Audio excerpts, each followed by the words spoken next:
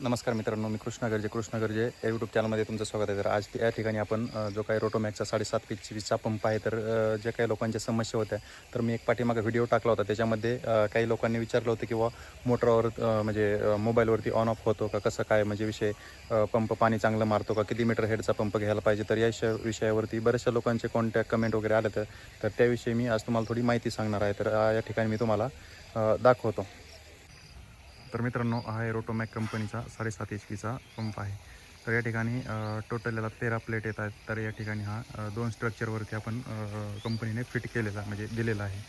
तर एकावरती 9 प्लेटा आणि एकावरती 4 प्लेटा अशा प्रकारे स्ट्रक्चर वगैरे या ठिकाणी तुम्ही पाहू शकता. स्ट्रक्चर एकदम मजबूत दिलेलं आहे रोटोमॅकचं.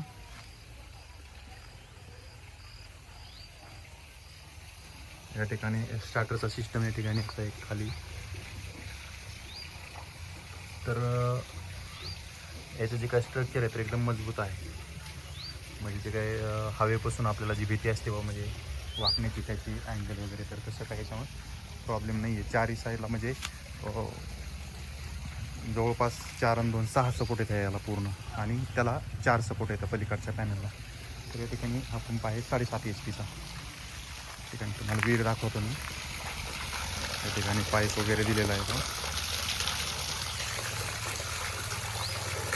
तर अशा पद्धतीने ही साईडचे.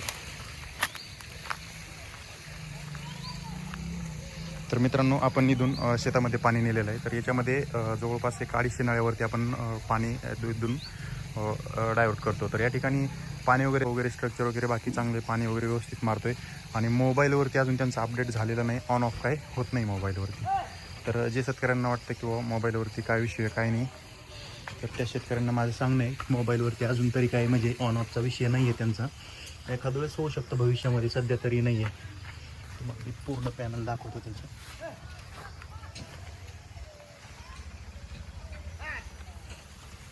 अशा पद्धतीने पूर्ण त्याची पॅनलची फिटिंग वगैरे केलेली आहे. हा पंप आपण 30 मीटर हेडचा पंप घेतलेला आहे.